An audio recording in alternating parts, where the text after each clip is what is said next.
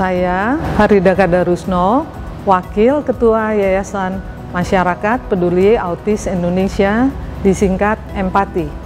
Kami memproduksi video keempat mengenai isu pubertas dan permasalahannya pada anak-anak dengan autisme.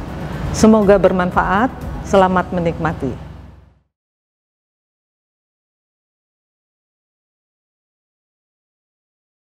Mengenalkan pubertas kepada anak kita ini harus lebih awal, jadi tidak menunggu sampai mereka sudah mulai menstruasi atau sudah mulai mimpi basah. Jadi kita harus lakukan lebih awal.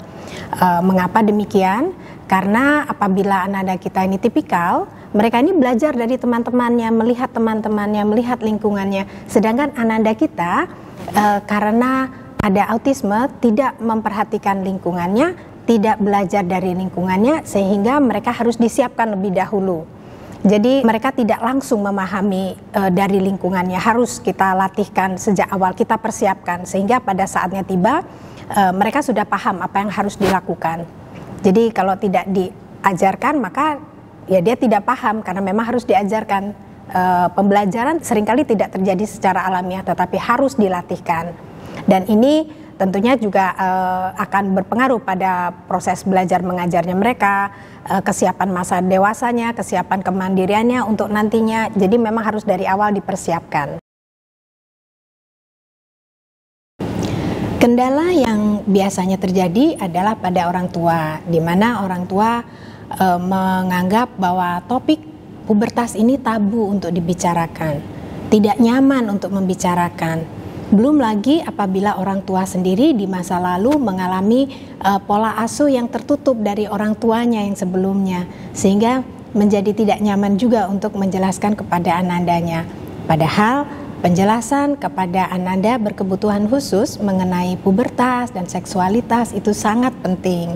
Karena itu pola pikir harus diubah dulu ya. Misalnya bahwa pubertas adalah sesuatu yang normal, sesuatu yang wajar terjadi pada semua anak. Dan penjelasan ini kita sampaikan secara positif kepada ananda kita. Jadi orang tua bisa membekali diri dengan banyak membaca, mengedukasi diri, berdiskusi dengan orang tua yang lain, sehingga orang tua juga menjadi nyaman ketika hendak menyampaikan, membicarakan tentang seksualitas, tentang pubertas kepada anandanya. Prasyarat dari pelatihan untuk pubertas kepada ananda kita nomor 1 adalah kepatuhan. Jadi anandanya sudah harus patuh. Jadi apabila syarat utama yaitu kepatuhan ini belum tercapai, maka orang tua perlu memfokuskan kembali kepada pelatihan kepatuhan. Kemudian yang kedua adalah kemampuan toilet training. Jadi ananda kita harus sudah tercapai untuk toilet trainingnya. Dia sudah bisa buang air kecil dan buang air besar di toilet. Selain itu juga kemandirian di toilet. Jadi untuk membersihkan diri setelah buang air kecil, buang air besar, dia sudah mandiri. Begitu juga dengan mandi. Sehingga diharapkan ananda kita sudah bisa di kamar mandi secara mandiri untuk membersihkan dirinya apapun kegiatannya di dalam kamar mandi. Kemudian akan sangat bermanfaat juga apabila ananda kita juga sudah terbiasa dan paham menggunakan alat bantu visual. Karena alat bantu visual ini akan membuat ananda mendapatkan pengingat-pengingat apa yang harus dilakukan, urutan-urutan apa yang harus dilakukan di kamar mandi. Maka alat bantu ini bisa ditempel di kamar mandi. Jadi bukan dengan orang tua atau pengasuh yang masuk ke dalam kamar mandi untuk memberikan bantuan. Kemudian kita perlu mengenalkan tahap perkembangan perubahan tubuh pada ananda kita, sehingga ini juga bagian penting untuk menyiapkan ananda kita untuk memasuki masa pubertas. Sekali lagi bahwa pubertas fase normal pada setiap anak. Jadi tidak hanya terjadi pada ananda kita yang berkebutuhan khusus, tetapi juga kepada semua anak, semua orang mengalami perubahan tubuh, dan ini kita jelaskan secara visual kepada ananda kita. Jadi misalnya mulai dari bayi di mana belum bisa apa-apa, semuanya harus dibantu sepenuhnya oleh siapapun yang mengurus bayi. Kemudian fase berikutnya anak-anak, kemudian anak yang pra-remaja, kemudian juga mulai dewasa, kemudian tua. Itu adalah fase yang semua orang melalui. Sehingga ananda kita juga diberitahukan pemahaman bahwa tubuhnya akan berubah seiring dengan tumbuh kembangnya. Dan pertumbuhan itu tidak hanya terjadi pada dia, tetapi juga terjadi pada semua orang.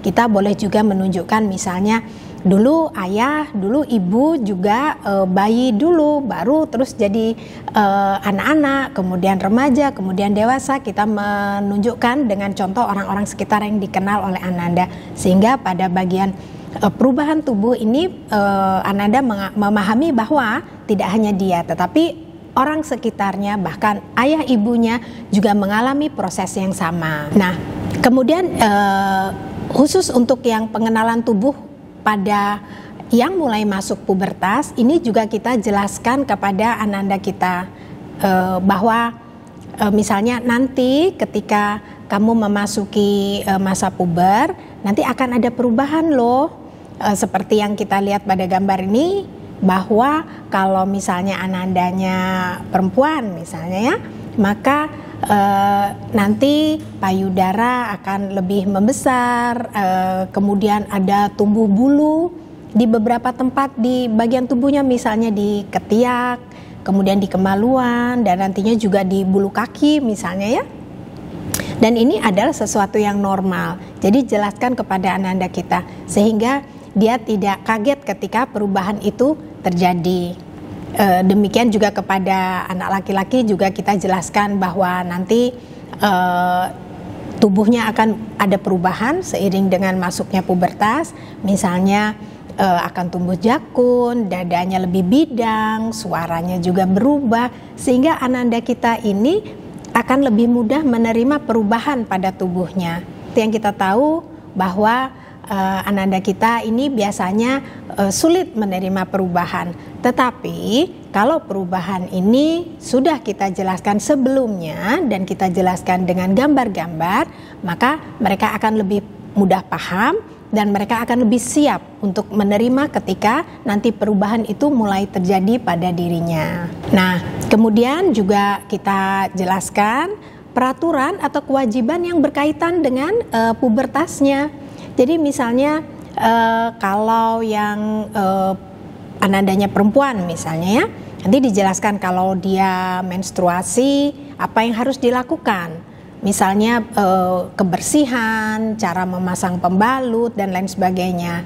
Sedangkan kalau yang anak laki-laki dijelaskan bahwa peraturannya kalau mimpi basah misalnya, maka dia harus membilas sendiri pakaiannya, nanti baru dicuci bersama dengan pakaian yang lain tidak apa, tetapi dia harus membilas dulu sendiri. Jadi kewajiban-kewajiban seperti ini juga dijelaskan sebelum ananda kita mulai menstruasi maupun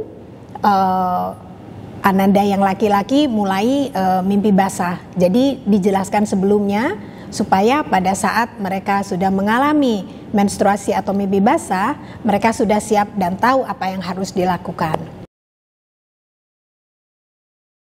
Jadi sebagaimana bentuk steaming yang lain, biasanya ananda kita melakukan steaming apabila bosan, apabila dia terpapar pada banyak kegagalan dalam mengerjakan tugasnya, atau dia bosan, atau dia suntuk, apapun itu, kemudian dia menyamankan dirinya dengan steaming.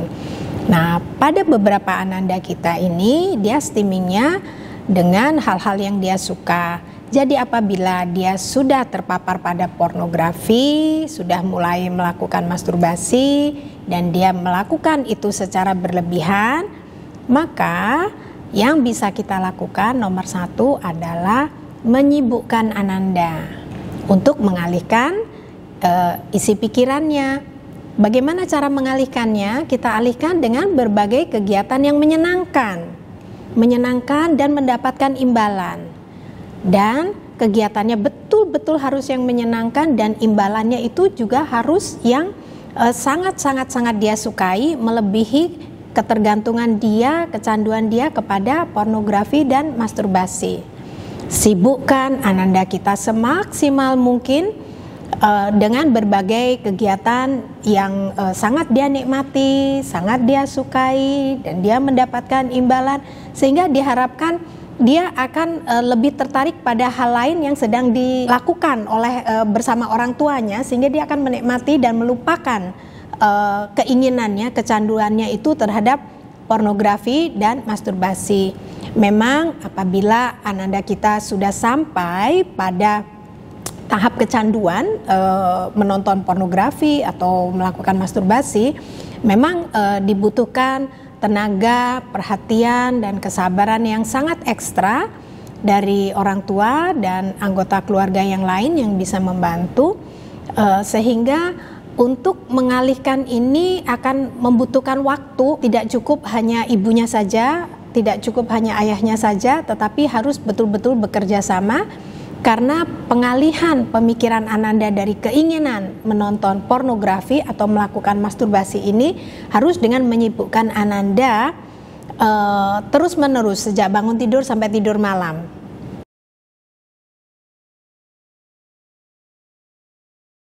Persiapan untuk mengajarkan bra, karena Ananda kita ini biasanya kalau tidak terbiasa dengan model baju yang model pakaian yang tidak biasa dia pakai, biasanya dia akan menolak. Ini berkaitan dengan masalah sensorinya, tidak nyaman.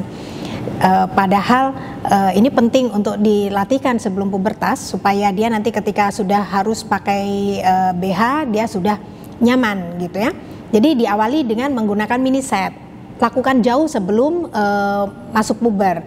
Jadi gunakan mini set yang longgar, kemudian bertahap dengan mini set yang lebih pas di tubuhnya, sampai nanti akhirnya dia terbiasa menggunakan bra. Jadi ini bertahap untuk melatihkan, mendesensitize penggunaan bra yang sesungguhnya. Untuk mengajarkan cara penggunaan pembalut, nomor 1, gunakan alat bantuan visual seperti yang ditampilkan ini. Kemudian perhatikan perubahan bentuk tubuh Ananda apabila payudara mulai berbentuk. Kemudian mulai segera latihkan dengan panty liners yang pembalut kecil.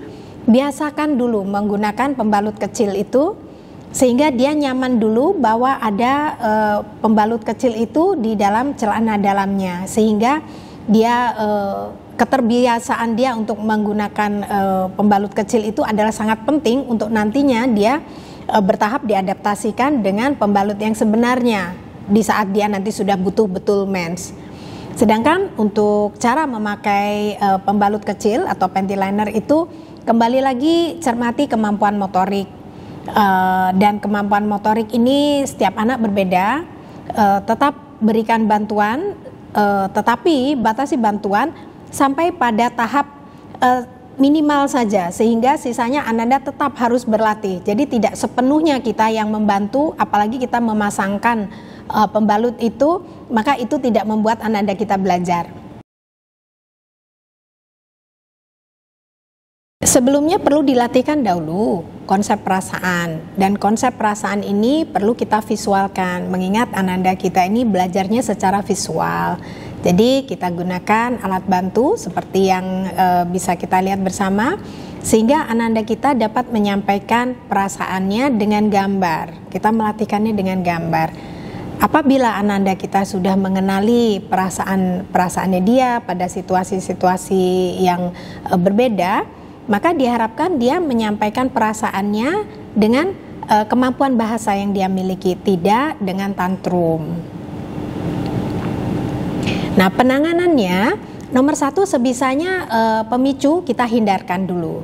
Kita hindarkan, kemudian tanda awal dia mau tantrum. Jadi jangan menunggu sampai terjadi ledakan tantrum. Cermati tanda paling awal.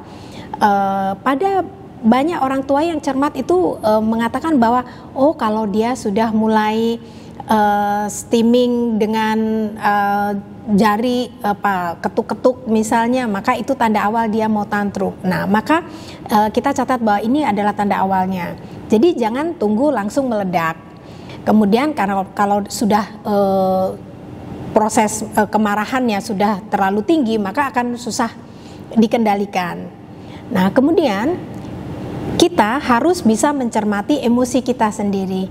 Jangan pernah menangani Ananda yang sedang tantrum apabila kita sendiri belum bisa menangani perasaan kita sendiri. Jadi, siapapun yang menghadapi Ananda yang tantrum, baik orang tua maupun pengasuh atau guru atau siapapun itu, maka harus mengendalikan emosi diri sendiri dulu, baru menghadapi Ananda yang sedang tantrum. Nah, kemudian berkaitan dengan pemicu yang menyebabkan Ananda tantrum, pada awal tadi saya katakan bahwa sebaiknya dihindarkan dulu. Tetapi kita tidak bisa mensterilkan Ananda kita dari pemicu yang tidak bisa kita kontrol. Misalnya pada beberapa anak dia menjadi tantrum apabila mendengar suara anak kecil menangis. Nah, di rumah itu kita bisa sterilkan untuk tidak ada suara anak menangis misalnya. Tetapi ketika anak kita di tempat umum, ini tidak bisa kita kontrol bahwa tidak akan ada suara anak menangis. Maka yang harus kita lakukan adalah kita melakukan desensitize anak kita terhadap pemicu suara yang di luar kontrol. Kita latihkan secara bertahap sehingga anak ini akan juga memungkinkan untuk dibawa ke tempat umum apabila dia sudah bisa menahan diri terhadap pemicu yang tadinya memicu dia tantrum.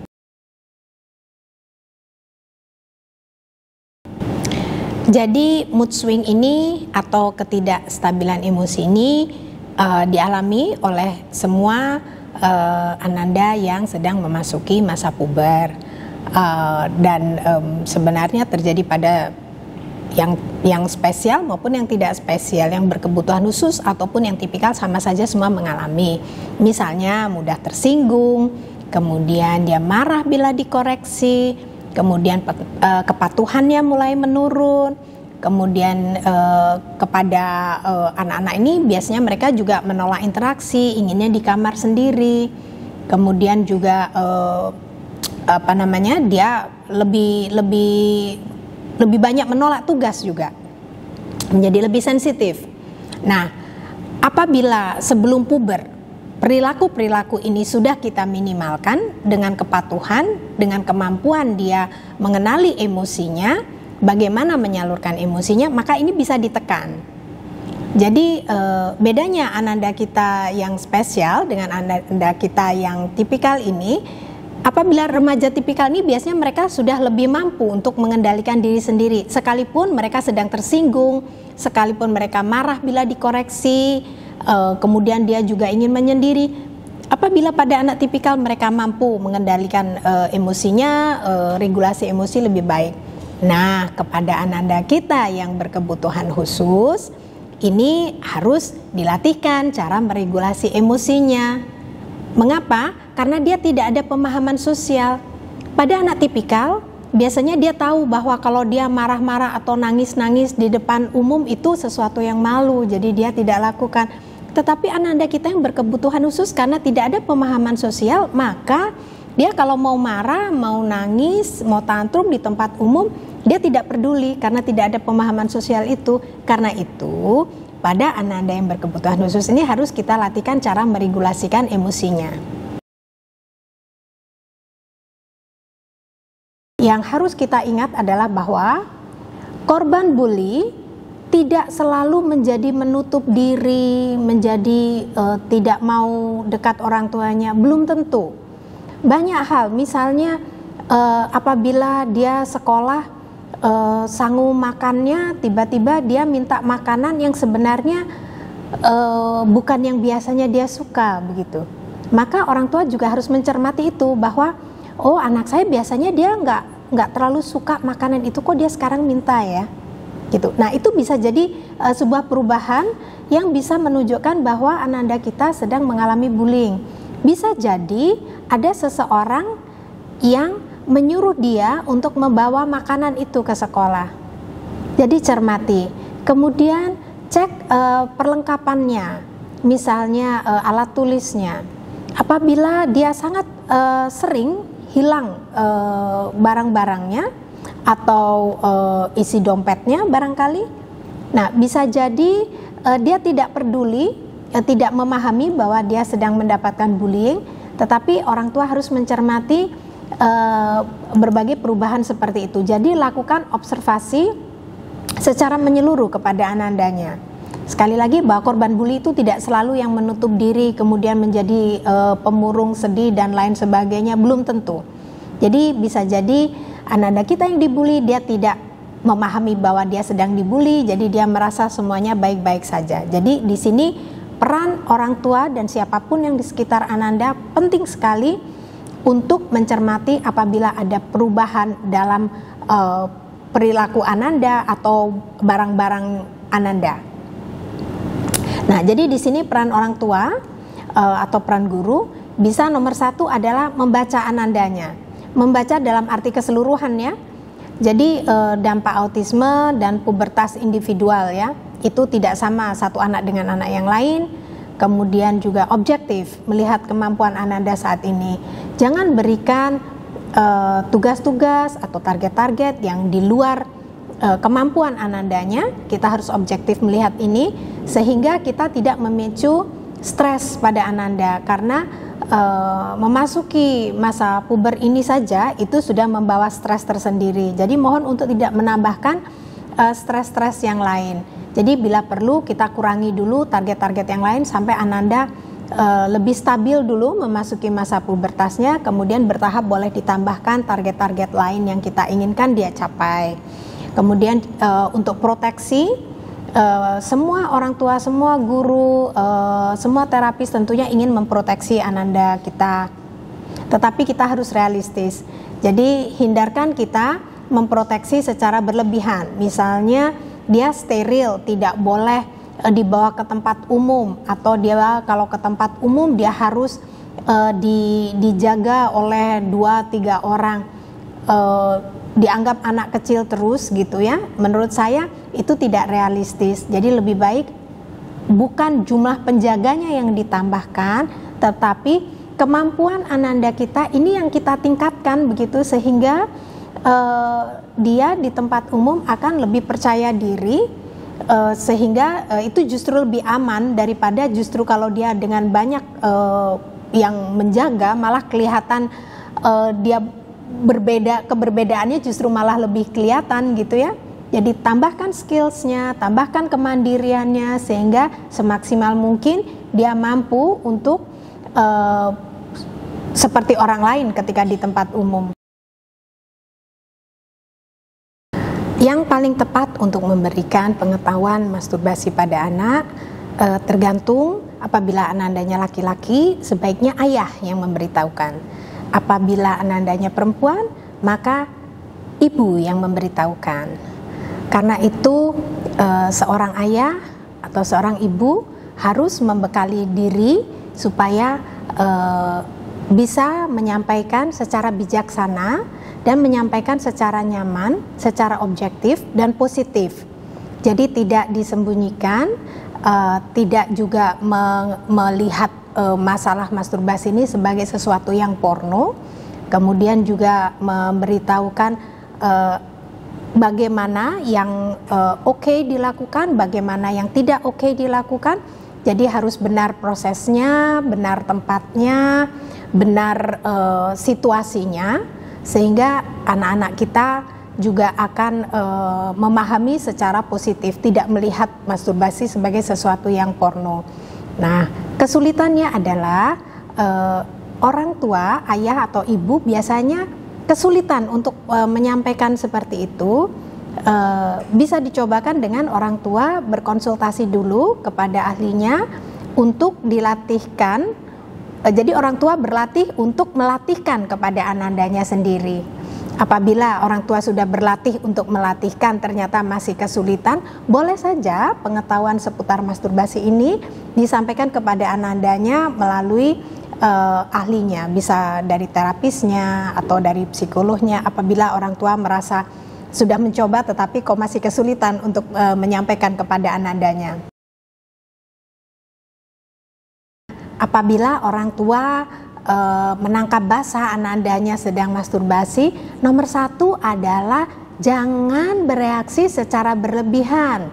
Jadi tidak boleh marah, tidak boleh teriak, tidak boleh menghukum, tidak boleh mengancam. Jadi nomor satu, orang tua harus mengendalikan dirinya sendiri, harus, wajib. Mengapa orang tua harus mengendalikan diri sendiri? Karena apabila orang tua sudah mampu mengendalikan diri sendiri, sudah tenang, maka orang tua akan mampu untuk berpikir secara tenang, menjelaskan kepada anandanya. Misalnya, "Nak, yang kamu lakukan ini namanya masturbasi.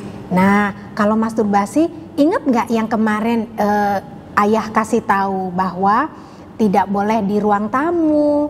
Kemudian misalnya peraturannya adalah harus di kamar mandi atau harus di kamar dan tidak ada orang." Kemudian ingatkan dia. Tetapi apabila ananda kita ini belum kita beritahu tentang aturan bagaimana masturbasi, sudah terlanjur dia melakukan, maka tetap orang tua tidak boleh panik, tidak bereaksi berlebihan, tenang, kemudian arahkan ananda untuk melakukan sesuatu yang lain. Kalau masih tahap awal dia proses bermasturbasi, segera alihkan dengan hal-hal yang lain. Misalnya, yuk kita ke dapur, kita bikin kue yang sukaan kamu tuh, yuk sama-sama yuk, langsung kita alihkan. Tetapi kalau ananda dalam proses masturbasi itu sudah berprogres cukup jauh, maka segera bimbing dia untuk ke kamar mandi. Dan sekalian kita latihkan, kita gunakan kesempatan itu untuk mengajarkan dia bagaimana untuk membersihkan diri. Membantu tugas rumah ini wajib, tidak hanya ananda yang berkebutuhan khusus, semua anak-anak amat sangat diperlukan untuk terlibat dengan pekerjaan rumah tangga, karena ini akan melatihkan dia mandiri untuk di masa depannya. Karena keterampilan hidup ini sesuatu yang wajib. Jadi libatkan sejak kecil sesuai dengan kemampuan anaknya. Lakukan bersama-sama mulai dari kecil, misalnya merapikan mainannya bersama-sama ibu, misalnya nanti ketika besar dia sudah harus membersihkan sendiri, jadi keterlibatan orang tua mulai berkurang. Dan ini akan sangat baik melatihkan anandanya untuk mandiri. Nah, kendalanya adalah orang tua atau pengasuh itu kurang sabar karena inginnya pekerjaan rumah itu dengan lebih cepat. Kan kalau melibatkan ananda jadi lebih lama kan? Tetapi sekalipun lebih lama, betul memang akan lebih lama, tapi di sana ada pembelajaran, jangan lupakan itu. Nah, pembelajaran ini yang akan sangat bermanfaat untuk masa depan ananda kita, karena kita ingin membentuk ananda kita menjadi individu yang mandiri di masa depannya. Jadi kalau ananda yang tipikal biasanya bisa jadi akan terbentuk sendiri nantinya keinginan untuk mandiri. Sedangkan kalau ananda kita yang berkebutuhan khusus ini seringkali karena dia tidak peduli dengan lingkungannya, dia tidak peduli bahwa temannya itu sudah mandiri, maka dia acuh saja. Karena itu penting untuk dilatihkan ananda yang spesial ini untuk belajar mandiri, termasuk dengan kemampuan mengurus dirinya sendiri dengan kegiatan rumah tangga juga, begitu. Sehingga orang tua mau tidak mau dalam hal ini harus menyadari manfaat dari melibatkan ananda kita ini. Tidak apa kalau selesainya juga jadi sedikit lebih lama misalnya ya. Tips sederhana untuk melibatkan ananda dengan kegiatan rumah tangga, kegiatan sehari-hari di rumah. Nomor satu adalah pastikan bahwa tugas itu dalam batas kemampuan ananda dan waktunya harus yang singkat, kemudian berikan imbalan. Dengan demikian ananda memiliki motivasi untuk mau melakukan karena mudah, sebentar, dan dia dapat imbalan. Apabila itu sudah tercapai, kemudian kita tambahkan dengan jenis tugasnya, jumlah tugasnya, waktu pengerjaan tugas itu sendiri, bertahap kita bisa tambahkan. Kemudian apabila ada kakak atau adik di rumah situ, maka si kakak atau si adik ini bisa dijadikan role model. Jadi yang ananda yang spesial ini, yang berkebutuhan khusus ini akan mencontoh kakak atau adiknya bersama-sama membersihkan rumah, merapikan mainannya dan lain sebagainya. Jadi pastikan tugasnya harus sederhana, singkat, dan mendapatkan imbalan. Hanya dengan itu ananda sudah akan muncul motivasi, baru tambahkan apapun itu.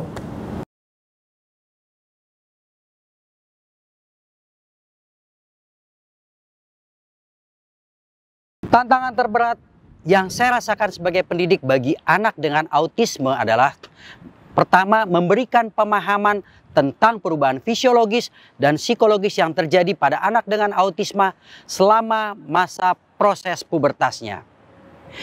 Yang kedua, menunjukkan sikap dan perilaku yang tidak boleh dipertontonkan di ruang publik.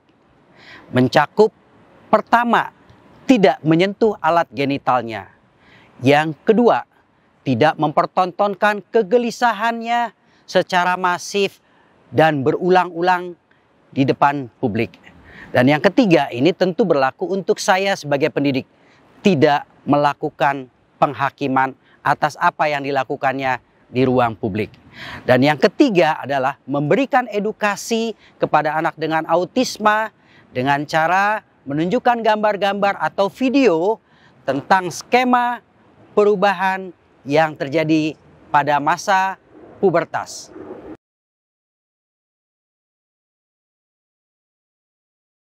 Tips dan trik yang harus kita lakukan sebagai orang tua yang memiliki anak dengan autisme selama masa pubertas, yang pertama adalah berfokus pada anak kita. Yang kedua adalah memberikan empati atas apa yang dirasakan oleh anak kita tersebut. Yang ketiga adalah mencari informasi seluas mungkin tentang masa pubertas yang dialami oleh anak dengan autisme. Yang keempat adalah melakukan atau menunjukkan aturan-aturan yang boleh dan tidak boleh dilakukan oleh anak dengan autisme. Misalnya menyentuh bagian-bagian tertentu di muka umum ataupun memberikan perasaan-perasaan tertentu terhadap lawan jenisnya selama masa pubertas. Kemudian tentukan juga kapan dan di mana anak boleh melakukan sesuatu yang sifatnya privat bagi dirinya. Dan yang berikutnya adalah memberikan edukasi kepada anak dengan autisme berupa praktik atau simulasi tentang masa pubertas. Demikian.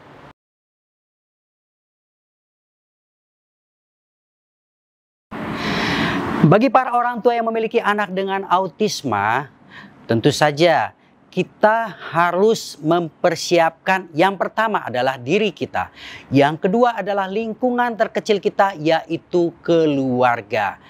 Bahwa anak dengan autisme juga sama seperti anak-anak yang lain mengalami masa pubertas.